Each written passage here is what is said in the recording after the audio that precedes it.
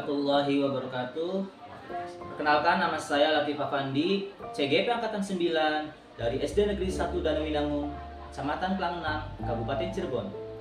Pada kesempatan kali ini, saya akan melakukan wawancara terkait dengan pengambilan keputusan sebagai pemimpin. Kali ini saya didampingi oleh Kepala Sekolah SD Negeri 3 Selangit. Beliau merupakan narasumber yang hendak saya wawancarai. Assalamualaikum warahmatullahi wabarakatuh, Pak Saiful. Waalaikumsalam. Bagaimana kabarnya Pak? Sehat? Alhamdulillah sehat. Mohon izin untuk waktunya sebentar, kira-kira boleh Pak? Boleh, alhamdulillah sekarang saya lagi santai. Terima kasih Pak Saiful ya.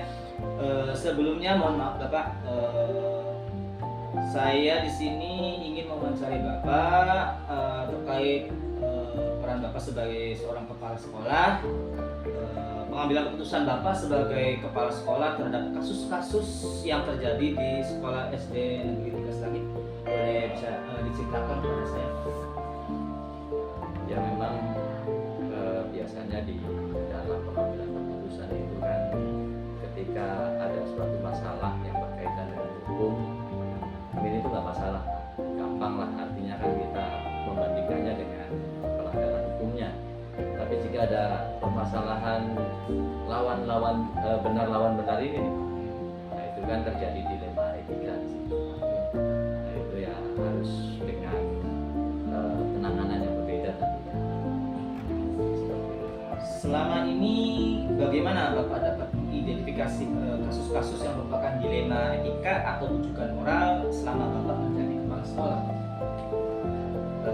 Untuk kasus rujukan moral, ketika kasus itu berlawanan dengan hukum atau berlawanan dengan etika yang ada, ya kita nanti selesaikan dengan hukum dan etika tersebut apa yang dilanggarnya. Tapi untuk kasus yang dilema etika, karena ini benar lawan benar, ini kan perlu yang namanya identifikasi masalah dulu Pak.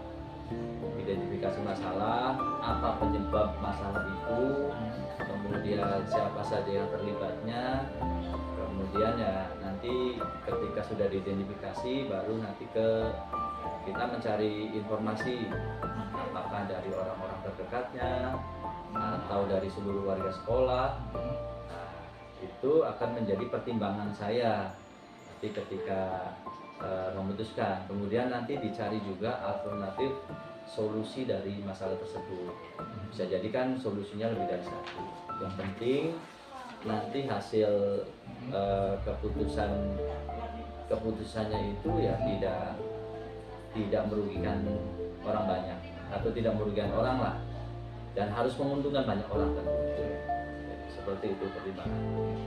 Kemudian hal-hal apa saja sih Pak yang selama ini Bapak anggap efektif dalam pengambilan keputusan pada kasus-kasus dilema etika? Seperti yang tadi saya katakan, yang efektif itu yang pertama kita perlu namanya identifikasi dulu Pak. Jadi masalahnya itu apa? Jadi kita cari penyebabnya dulu. Kemudian setelah itu kita berbicara dengan warga sekolah, artinya biar kita mengklarifikasi terkait dengan permasalahan yang adanya. Kemudian ya kita juga berbicara dengan bisa dengan orang tua siswa atau dengan komite sekolah, jadi untuk menyelesaikan permasalahan tersebut, sehingga nanti alternatif yang didapatkan alternatif solusinya kan banyak optionnya. Nanti kita sebagai pertimbangan kita dalam memutuskan dilema kita tersebut. Baik Pak, berikutnya hal-hal apa saja yang selama ini merupakan tantangan dalam pengambilan keputusan pada kasus-kasus dilema etika? Tantangannya bisa jadi ya dari keterbukaan Pak. Jadi kadang ketika kita mengidentifikasi masalah atau mengumpulkan apa penyebab masalahnya, kadang keterbukaan dari yang orang-orang bermasalah tersebut juga mereka tidak buka. Makanya saya coba dengan solusi berbicara dengan orang-orang terdekat dengan yang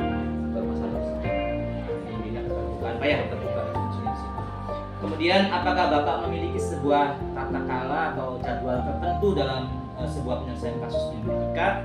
Apakah Bapak langsung menyelesaikan di tempat atau memiliki sebuah jadwal tersendiri untuk menyelesaikannya? Bentuk atau prosedur seperti apa yang Bapak jalankan selama ini? Baik, mungkin untuk permasalahan yang ringan ya, itu ya kita selesaikan secara langsung di tempat ya, kita nanti cari solusinya bersama. Tapi untuk masalah-masalah yang berat itu ya kita seperti prosedur yang tadi saya sampaikan di awal, ya perlu identifikasi, perlu mengumpulkan apa penyebab masalahnya, kemudian juga kita mencari alternatif solusi dari permasalahan tersebut, kemudian kita menimbang lagi sehingga hasil keputusannya lebih bijak. Seperti itu. Adakah seseorang atau faktor-faktor yang selama ini mempermudah atau membantu Pak Saiful dalam pengambilan keputusan dalam kasus-kasus dilema etika? Kebetulan di sekolah saya itu ada ya beliau yang didoakan Pak, karena beliau ini dulunya mantan kepala sekolah Pak, kemudian dapat periodisasi sehingga bisa sharing.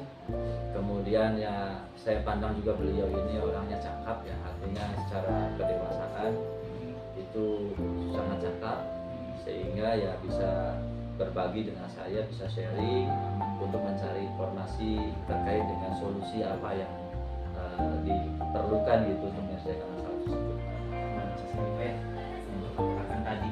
Kemudian dari semua hal yang telah Bapak sampaikan, pembelajaran apa yang kira-kira dapat Bapak petik dari pengalaman Bapak dalam mengambil keputusan dilema etika selama ini?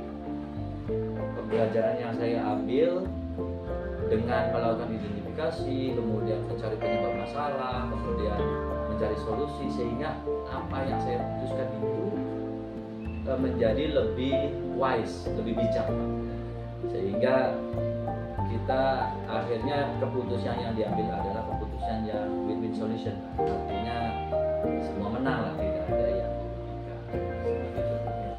Baik, terima kasih Pak Saiful atas waktunya. Dalam percakapan wawancara kali ini saya mendapatkan banyak ilmu baru, pengetahuan baru, sehingga saya nanti ketika ke depan ada permasalahan bagi seorang pemimpin pembelajaran di sini, saya bisa mengambil keputusan dengan baik, dengan bijak, dan tidak merugikan satu pihak, tapi jangan sama-sama dari win-win solution gitu Pak ya. Baik Pak Saiful, kalau begitu saya mohon izin. Terima kasih atas waktunya. Assalamualaikum warahmatullahi wabarakatuh. Demikianlah hasil wawancara saya dengan Pak Saiful selaku Kepala Sekolah SD Negeri 3 Selangit, Kecamatan Klamenang, Kabupaten Cirebon. Atas perhatiannya saya ucapkan terima kasih. Wassalamualaikum warahmatullahi wabarakatuh.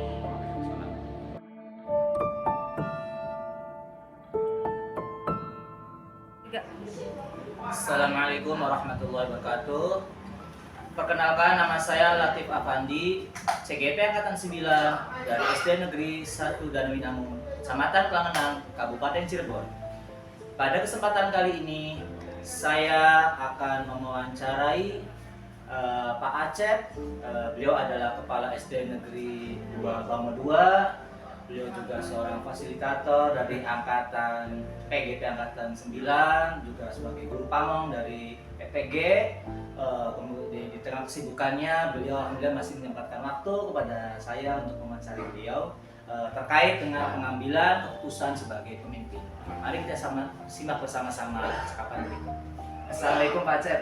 Waalaikumsalam. Gimana, sehat Pak Acep? Alhamdulillah. Betul Pak Acep, barangkali minta waktu sebentar. Bisa Pak? Siap, pelatih mengantarkan. Baik, di sini Pak Acep, saya ingin mencari Bapak, yaitu terkait dengan kasus-kasus yang terjadi di sekolah Bapak selama ini Pak. Baik. Baik Pak, selama ini bagaimana Bapak dapat mengidentifikasi kasus-kasus yang merupakan dilema etika atau bujukan moral selama Bapak menjadi kepala sekolah di SD Negeri 2 Bango 2? Ini ada identifikasi ya. Identifikasi dari segi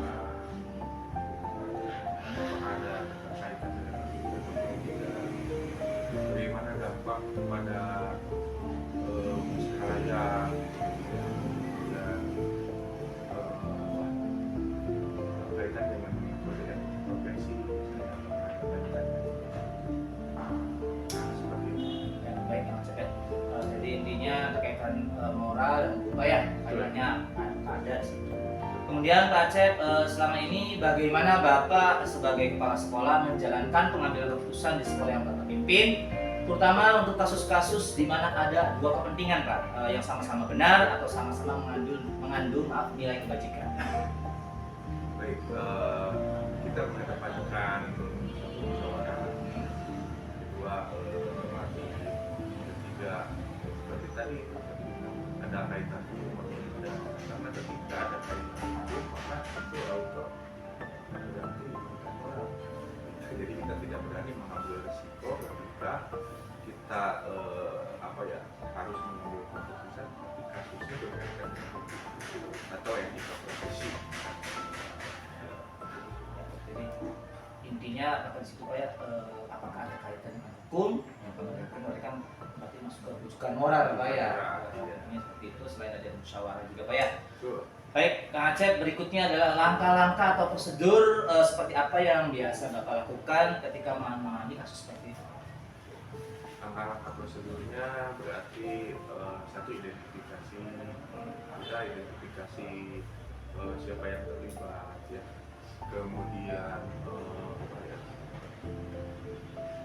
lebih ke coba merefleksi berdasarkan pengalaman atau intuisi kita ya, pengalaman kita yang sudah jika sama mungkin ini bisa lebih cepat ya kalau sama ya, sesuai dengan pengalaman yang terjadi sendiri. Selain itu ya normatif kan ya, ada lihat kaitannya dengan normatif pada kegiatan budaya juga. Baik, Kang Acep, berikutnya hal-hal apa saja yang selama ini Kang Acep anggap efektif dalam pengambilan keputusan pada kasus-kasus dilema etika? Baik, kita lebih condong ke bagaimana seberapa banyak kepentingan siswa ini. Kepentingan halayak, ya, kepentingan kedinasan. Sebenarnya kita terkait juga ya dengan kedinasan, jadi harus matching antara kepentingan kedinasan halayak juga dampaknya terhadap siswa. Selain itu ada nilai-nilai tentunya yang saya pegang sebagai pribadi. Intinya kita kaitkan Kang Acep ya, kedinasan, dengan halayak umum, masyarakat, dan juga dengan apakah ini kaitan dengan kepentingan siswa dan relevansinya. Karena bagaimanapun kan ya, kita kan mengetahui kepentingan siswa ya Kang Acep ya, seperti itu. Baik Kang Acep, berikutnya hal-hal apa saja yang selama ini merupakan tantangan Kang Acep dalam pengambilan keputusan pada kasus-kasus dilema etika? Ya. Tantangan. Oh, oke. Ya, ya. Kalau tantangan itu ya pernah ya kita atasan menugaskan menerima padahal di aturan kedinasan itu belum boleh ya. Kan dilema etika ya. Tapi di sisi lain juga kebutuhan kan di sekolah karena siswa itu banyak gitu. Memang kita butuhkan juga. Akhirnya berdasarkan pertimbangan itu bukan hanya perintah dari atasan ya, tapi memang dampaknya juga terhadap siswa, kebutuhan siswa bukan surplus kan gitu.